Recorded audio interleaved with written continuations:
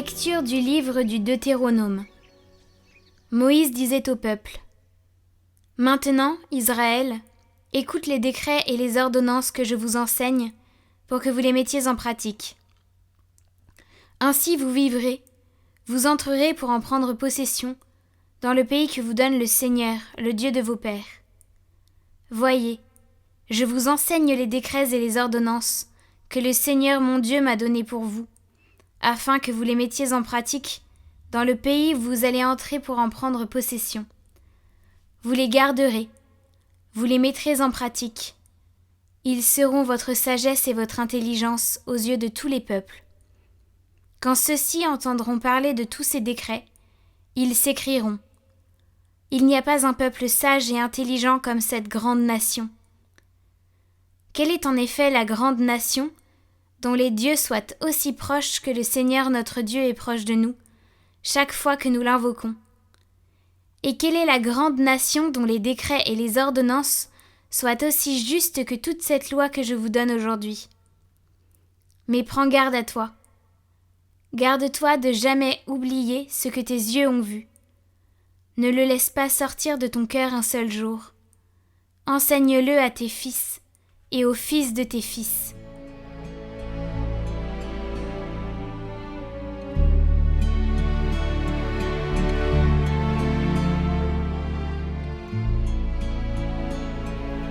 Glorifie le Seigneur, Jérusalem. Célèbre ton Dieu, ô Sion. Glorifie le Seigneur, Jérusalem. Célèbre ton Dieu, ô Sion. Il a consolidé les barres de tes portes.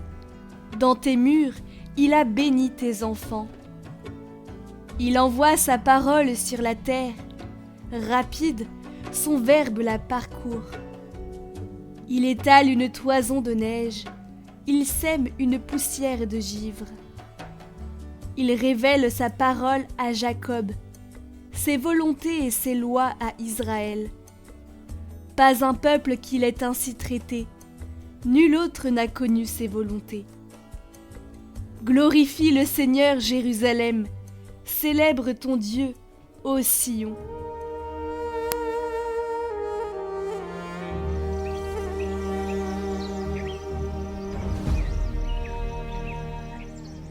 Évangile de Jésus-Christ selon saint Matthieu. En ce temps-là, Jésus disait à ses disciples : Ne pensez pas que je sois venu abolir la loi ou les prophètes. Je ne suis pas venu abolir, mais accomplir. Amen, je vous le dis, avant que le ciel et la terre disparaissent, pas un seul iota, pas un seul trait ne disparaîtra de la loi jusqu'à ce que tout se réalise. Donc, celui qui jettera un seul de ses plus petits commandements et qui enseignera aux hommes à faire ainsi sera déclaré le plus petit dans le royaume des cieux. Mais celui qui les observera et les enseignera, celui-là sera déclaré grand dans le royaume des cieux.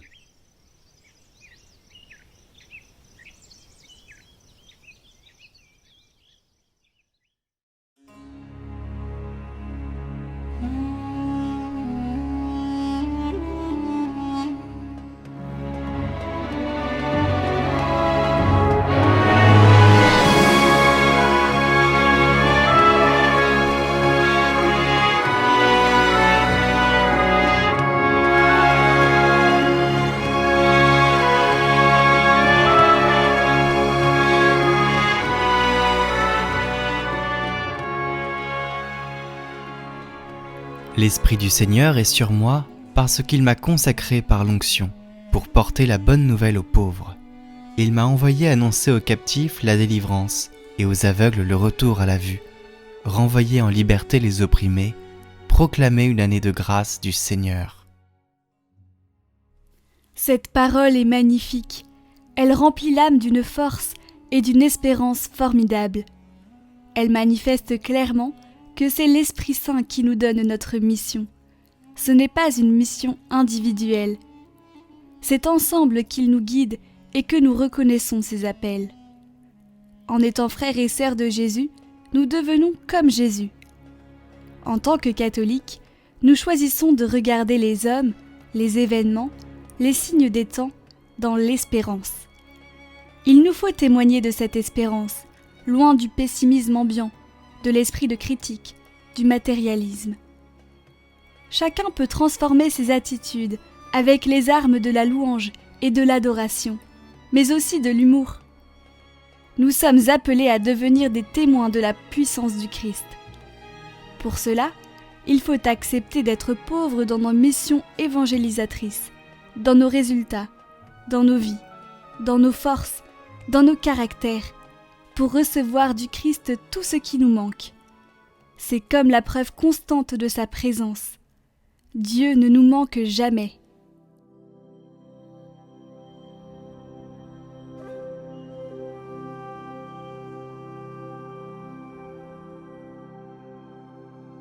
Prière pour la mission. Dieu notre Père, tu es la source de tout bien. C'est toi qui as semé l'amour en nous, pour que nous soyons appelés enfants de Dieu. Et nous le sommes vraiment.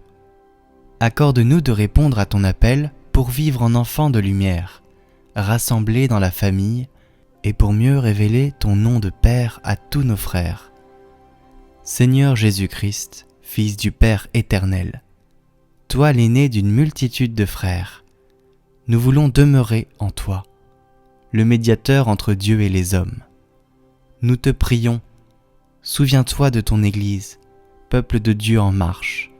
Fortifie en nous le don divin, pour faire de nous tous en Église des signes de ta présence et des témoins de ton évangile. Esprit créateur et vent de Pentecôte, tu as illuminé l'Église au premier temps. Tu as réchauffé le cœur des apôtres. Suscite aujourd'hui dans notre Église le courage missionnaire pour annoncer l'Évangile aux hommes aujourd'hui.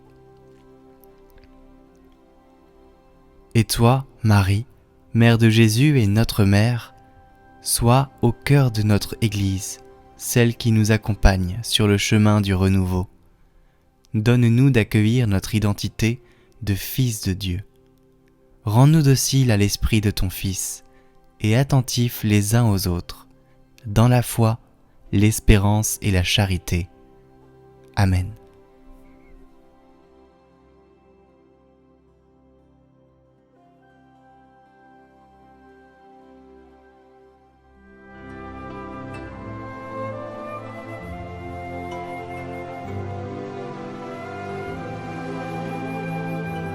Aujourd'hui, je me rends docile à Dieu et à son esprit.